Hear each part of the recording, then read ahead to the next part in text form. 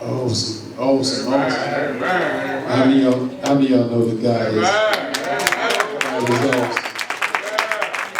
Because awesome God does awesome things. And how many know that God has done anything awesome in your life?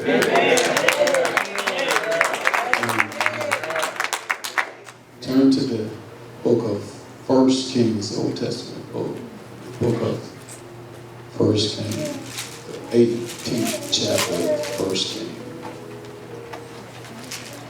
Promise not to keep you too terribly long. The book of 1 Kings, the 18th chapter.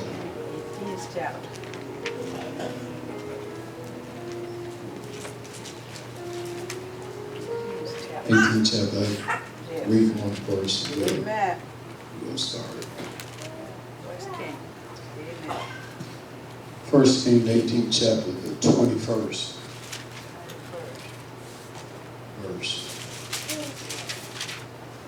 If you found it, let me hear it. Amen. Amen. Amen. If you haven't found us at best, I will be at Bible study at 6:30 to help learn my books of the Bible. Yes.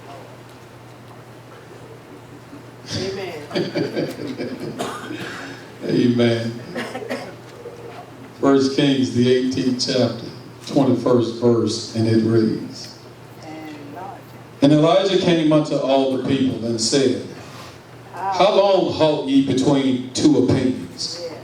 If the Lord be God, follow him. But if Baal, then follow him. And the people answered him not a word. You may be seated.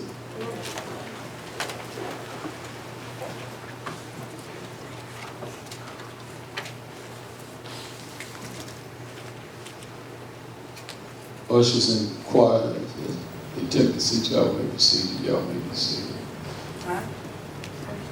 I'm going, Brother Green, I'm going to walk and move a little more than usual, but let's walk just a little bit and head toward the house. But since I've been saved, I've met what some would consider undesirable people that have been cast away and thrown away, but I've gone and I've met them where they were at, Reverend. I've gone to the places where they were and met them where they were. And people would often ask me, why did I do that? But Reverend, I'm convinced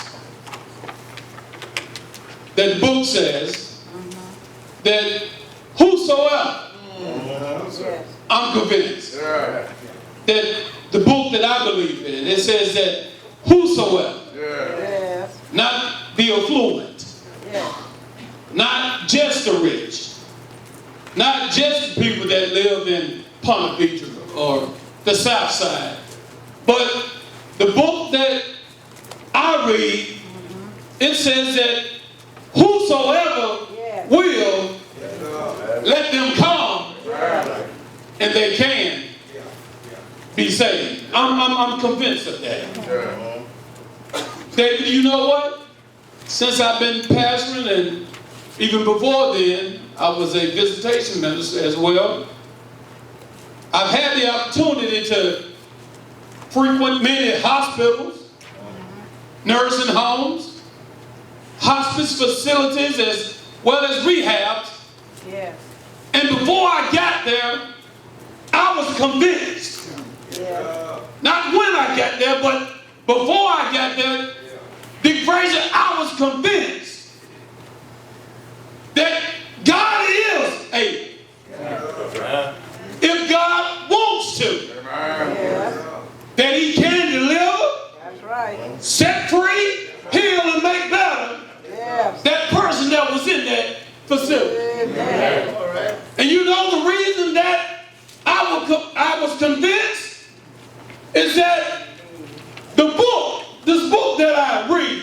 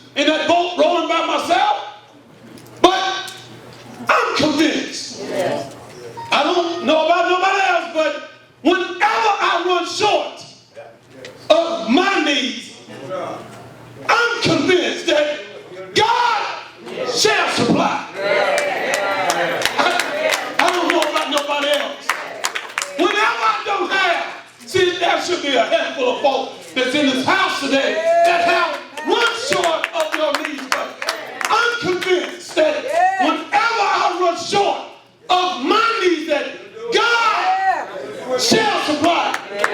Not some, not a few, but God shall supply all of my needs. Watch this. Not according to mom, because mom is limited in her supply. Not according to daddy, because daddy's liable to lose his job here and there. Not according to my friends, because they don't always answer the phone and they get attitudes here and there. But God shall supply all of my needs according to his riches in glory. I'm convinced of that fact. Now, I'm reading this book by Alex Montoya. And he says it's called Preaching with Passion. And in his book, he says, he defines this word convinced as being spiritual truth that drives you to action regardless of the circumstance. All right. I'll rewind that back and play it so far. He says that convinced, he defined it as spiritual truth that drives you to action regardless of the circumstance. Can I ask y'all a question on this first Sunday morning in March? What are you convinced of? Uh-oh, that's a deep question.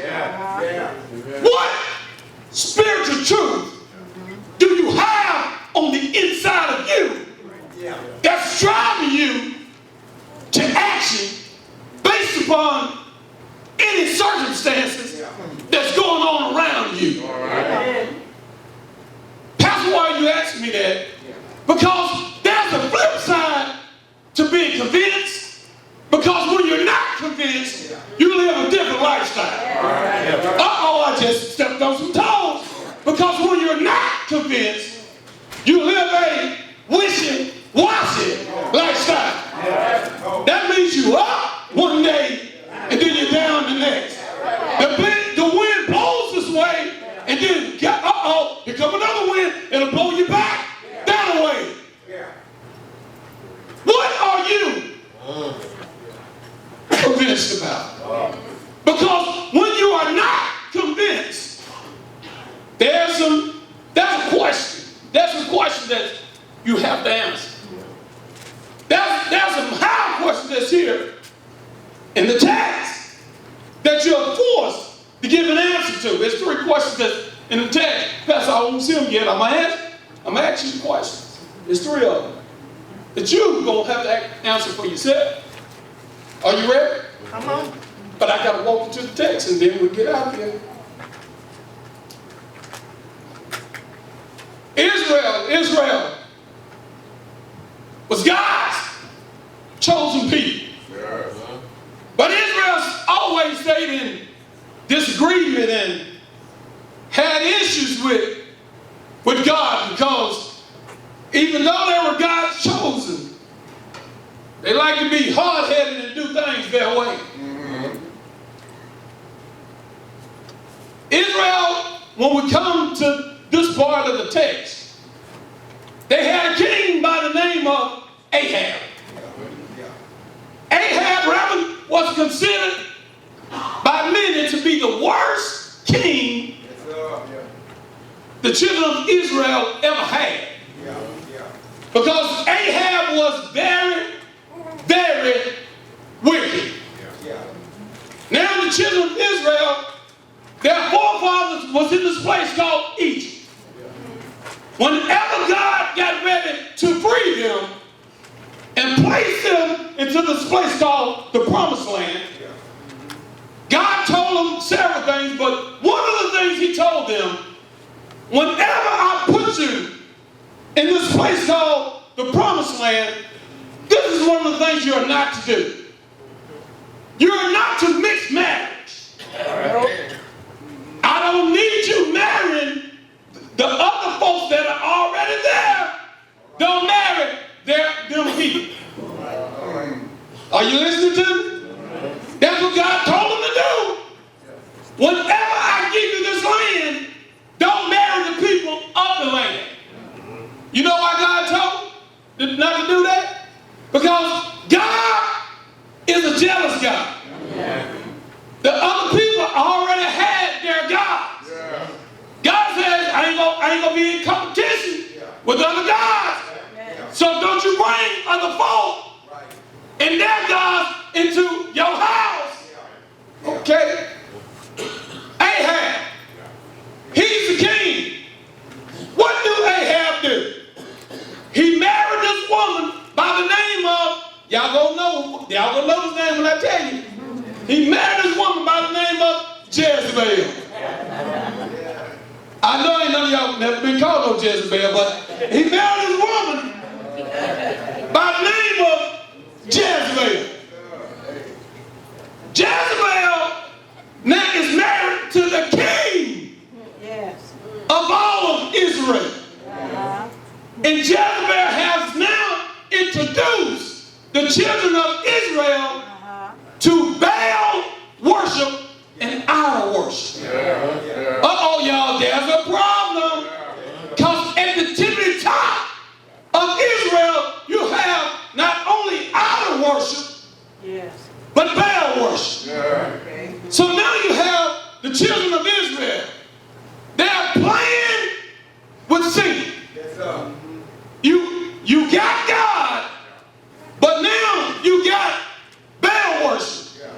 You got idol worship. Because Jezebel made sure that not only was idolatry permitted, but she encouraged.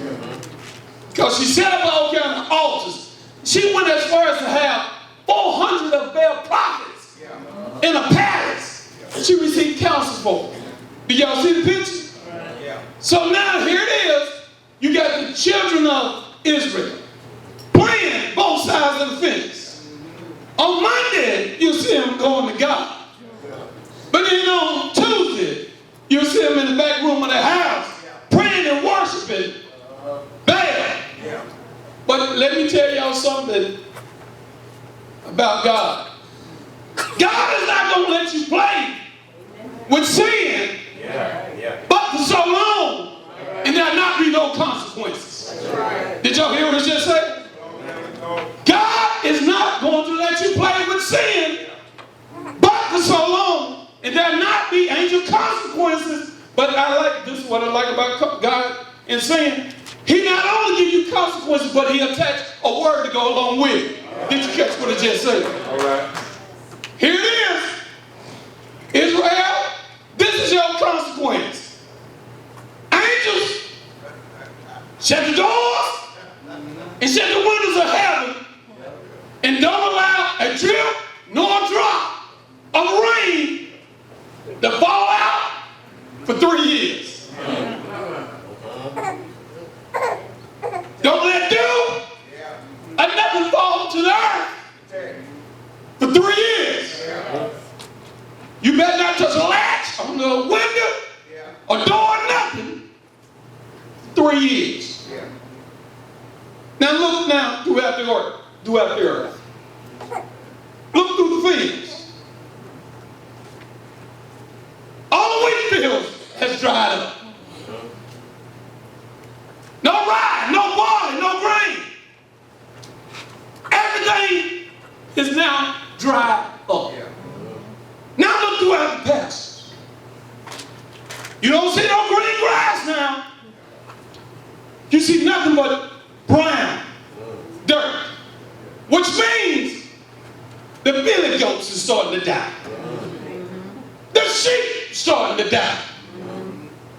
The cows starting to die. Oxen starting to die. Because no water means no life. That is the consequence of their sin.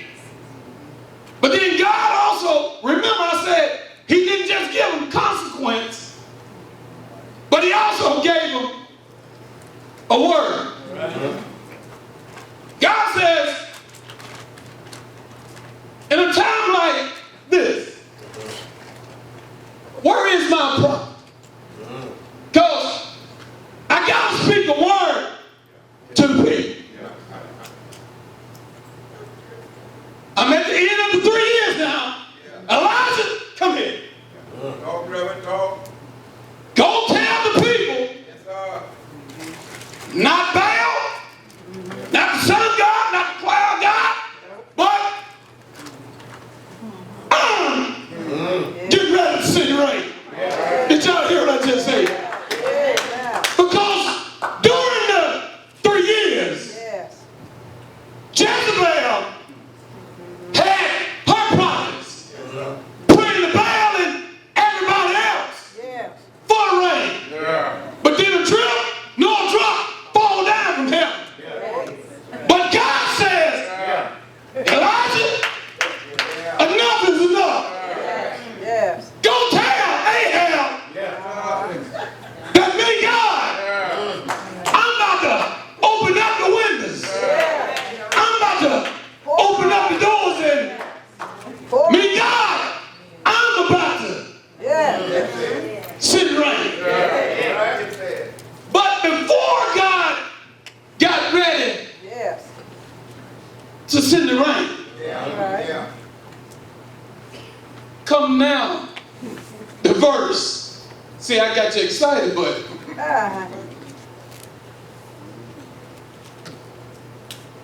Elijah had a question though. And remember I told you the consequence, but here's the word that he had before the rain came. Elijah says, how long halt ye between two opinions? Is the Lord be God? Or you in your book that I didn't read but one verse? Follow him. Yes. But if Baal didn't follow him, Yes. that's the word he gave before rain. So I got a question. When you are not convinced, there's 3 how questions that's going to be asked that you're going to have to answer. Can I ask you the question then we believe? Yes, sir. Because I don't get you down to verse 21. Now we can go to the ask. But the first how question that's right here that's jumping out in the text is, how long are you going to dance? Amen. How long Yeah. Yeah. are you Yes. going to dance? Well, Pastor, where you get that from? When we come here to our text, notice what Elijah says. He has now come to his people. He has met with King Ahab.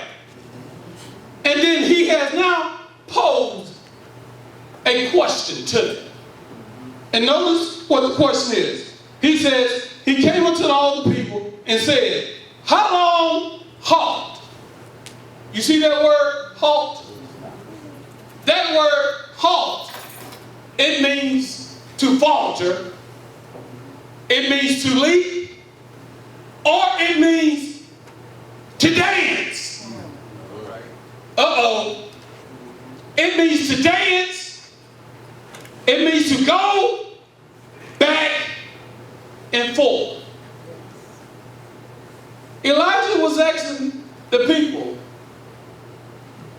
how long are you going to go back and forth? Or how long are you going to dance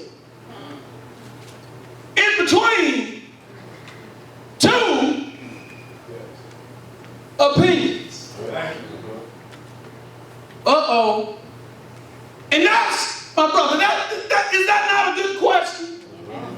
That Elijah is asking the people, of Israel? When we're talking about being convinced about something? Because I can see that same question being asked today. How long are you going to dance when it comes to paying your tithe? Because when you got money and everything is going good, you will pay it. But when situations don't look as good, you'll say, well, I'll catch it up next week or the next week. How long are you going to dance between the two? When it comes down to serving in ministry, can I ask how long you going to dance? Because some days you'll serve and you do well. But when the first person says something you don't like, you'll give it up until somebody else starts doing something well in the ministry. Well, hold on, I want it back now. How long are you going to dance back and forth? Well, hold on, I got one more. What's your attendance? Some months you are there. You show up first, second, and third Sunday. But then some months, pastor got to send out a search party to go find to see where you at. How long are you going to dance back and forth? Because my question is, if God be God, then follow God. But if Baal be Baal, then follow Baal. But how long are you going to dance back and forth with the different opinions? How long you going to dance? Well, can I tell you something? God is a jealous God. Yes, he is. I got another question. You may not like this one. How long you gonna have your left leg out in the world dancing with the world, but you want to keep your right leg in the church with your arm raised and your mouth saying hallelujah? How long do you want to try and straddle the fence? World got me pointed this way, but the church pointed. How long do you want to dance with God? God says, I'm a jealous God. Either give me all of you or none of you. How long? God says, how long are you going to dance with that mistress? Talk about That mistress. Yes, Lord Jesus. Because that mistress, that's the world. How long you going to stay in the club dancing with her? But watch this. But you're supposed to be married to me.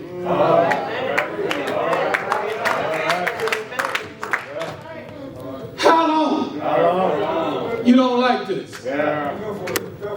Pastor, what you got somebody that's preaching? That's something. Yes, Lord. But when you are convinced of the spiritual truths that's on the inside of you, watch this, it should convict you to not to want to live a wishy-washy life. It should convict you to want to get up and serve God and be consistent in your service. But that's the first one. That's the first question. First question is, how long are you going to dance? Yes. But Reverend, I got another one. I told you I got three. I got one. I got two more. Yes.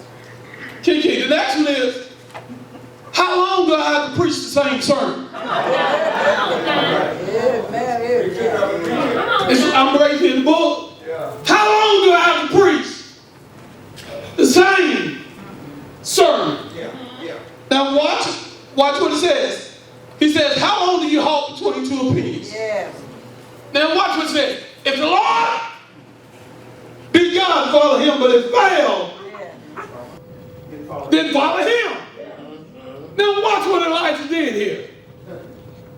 He showed you there is a distinct difference between God and Baal. And what Elijah said was, watch this, based upon who God is and based upon who Baal is, you're going to have to make a choice. Are you listening to me? Based upon who they are, based upon what they've done, you got to make a choice to follow one or the other. Yes, Lord. There'll be no straddling the fence. Nope. You have to make a choice. You got to pick a side and follow one or the other. Yes. Now come here. Come here. Let me show you something.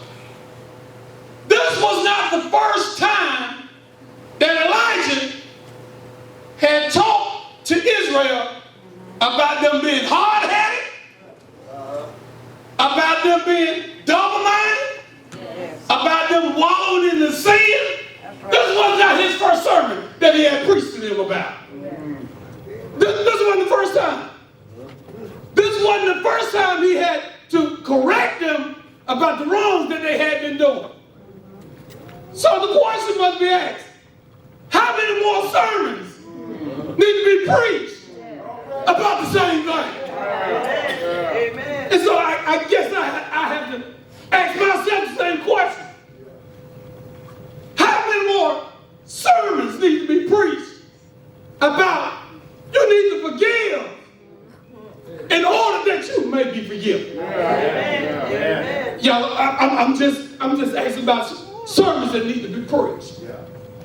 How many more sermons need to be preached that you can't live any kind of way you want to on Monday through Saturday and then just show up on Sunday talk about Lord bless me indeed?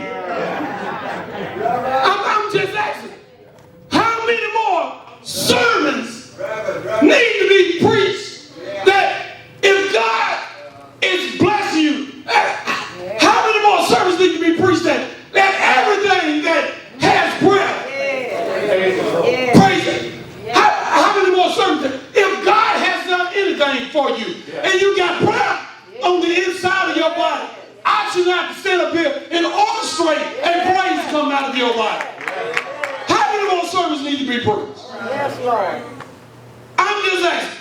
The same sermons over And over. and over And over. and over again. Yes. At some point, the word should fall on good ground and it should take root and then it should begin to grow. That's right. And once it begins to grow, you should grow right along with it. Amen. You missed what I just said. Amen. Once the word is growing on the inside of you, watch this. Now you're beginning to get some conviction Yes. on the now you're getting spiritual truth on the inside of you. How many more sermons need to be preached on faith? Letting you know that God shall supply. God is able. Yes. God can do. Yes. I'm stuck between a rock and a hard spot. But guess what? God is the rock, so there is no hard spot. How many more sermons need to be preached? But if the word is not taking root and you're not growing, the same sermon is going to be preached over and over and over and over again. Well, I got one more. I'm about to take. I got one more. Thank you, Father. Now, the last how question, And I told you I can't answer these questions for you. You got to answer for yourself. Yes. But the last half question that you have to answer is, how long you going to stay silent? Yes, Lord. How long you, answer that for yourself. Yeah. How long you going to stay silent? Watch this. Elijah just asked him two provoking questions. How long you going to dance? Yes. How long do I have to keep preaching the same sermons? Yes, Lord. Crickets.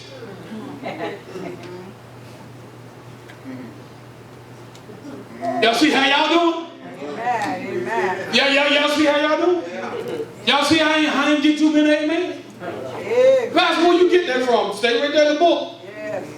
Look at the very last sentence of chapter 21.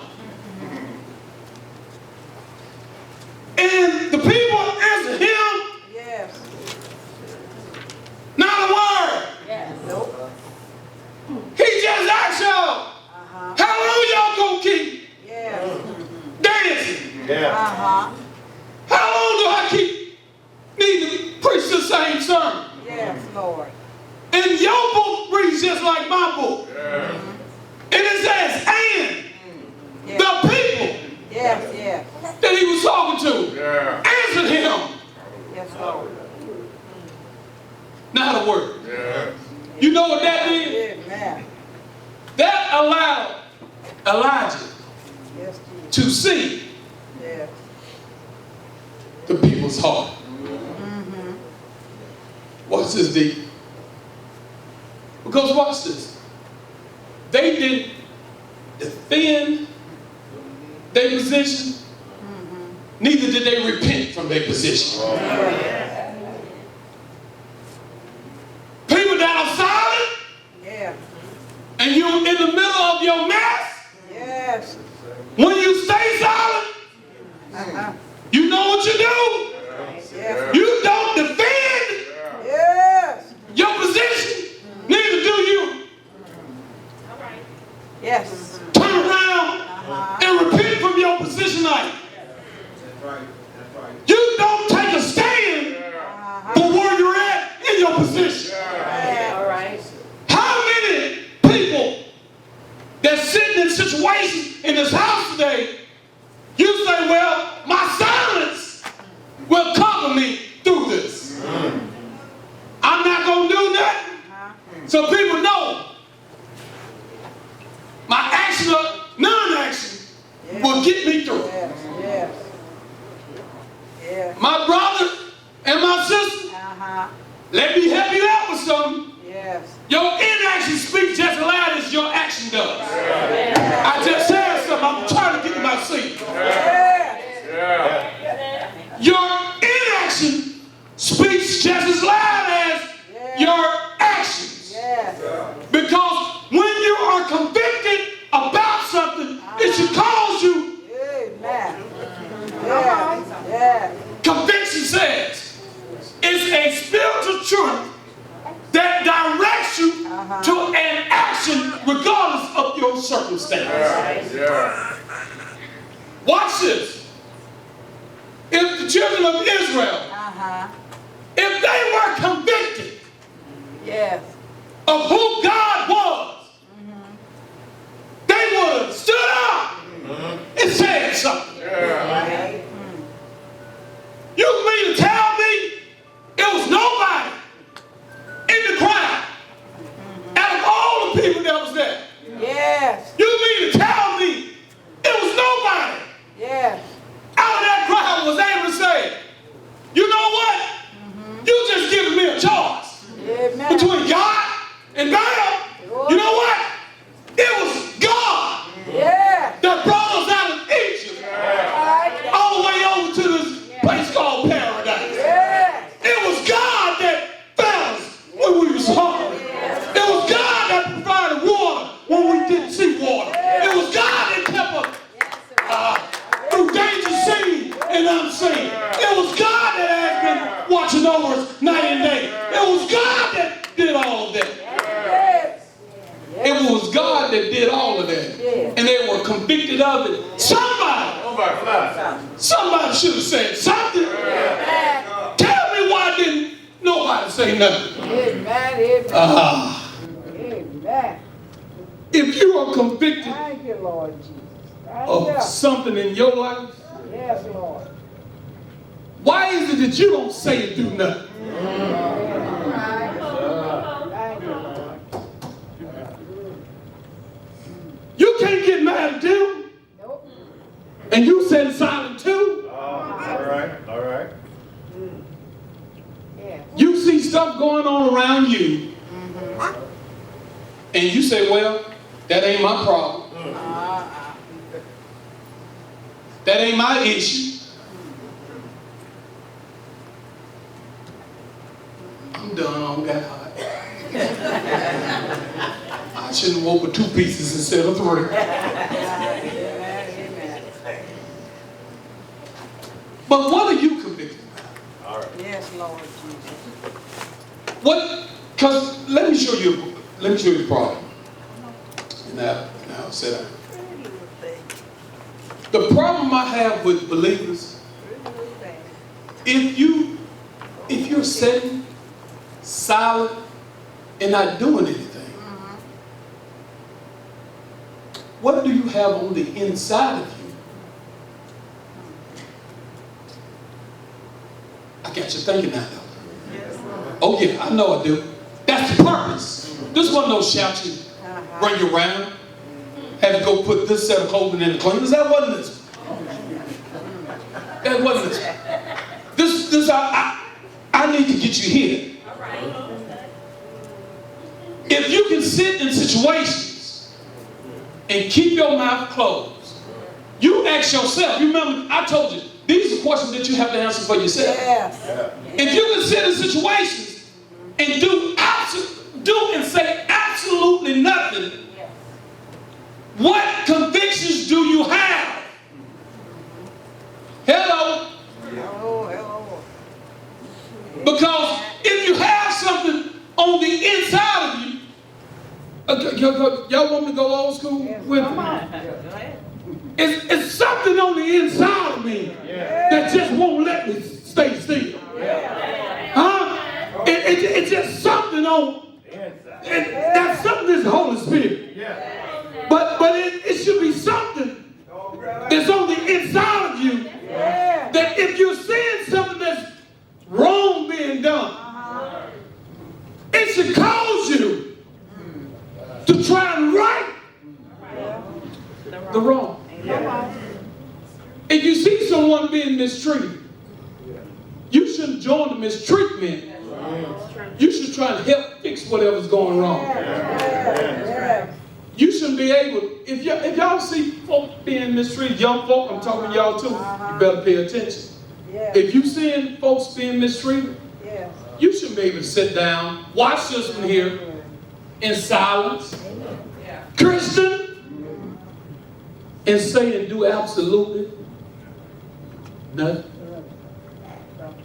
How can you not be convicted? Watch this one. What if that was you? What if that was your child? Let me show you real something. You see somebody trying to cross the street and they can't make it. They have problems and issues. And you just walk directly by. What if that was your mom? Something on the inside of you should cause you to. That's right. Amen. Yo, we got to get back to a better place. Well, we're convicted about some of this stuff. We've got so callous and hard, well, some don't even touch us anymore.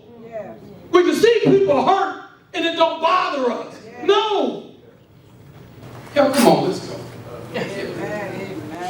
Don't stand up. The door of the church is open. Nobody told me that the road would be easy, and I don't believe He brought me this far to leave me. I don't feel no waste time.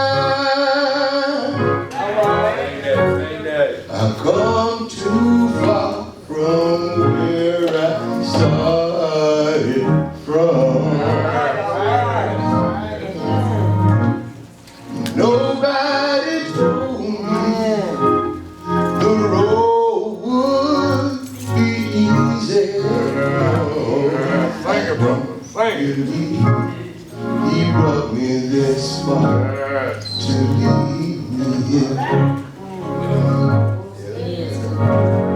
Well, I don't feel no waste time.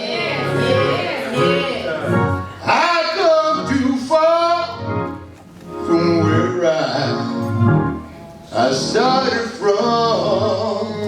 You see, nobody told me that the road would be easy.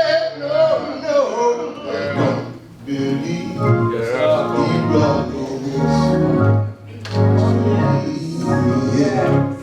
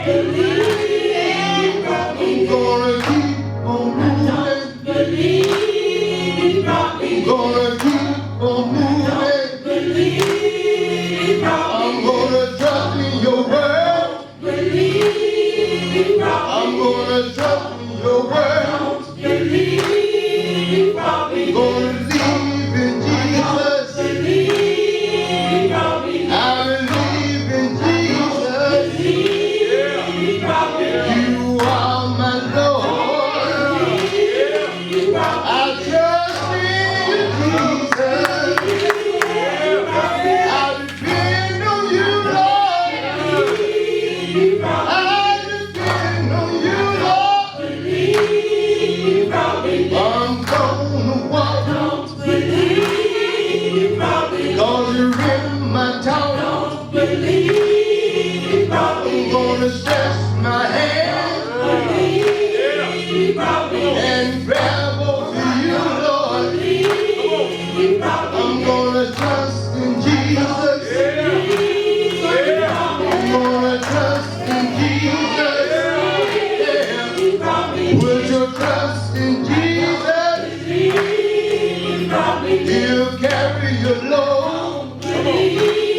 Put your trust in Jesus. He'll lead you right on home. I don't believe. I don't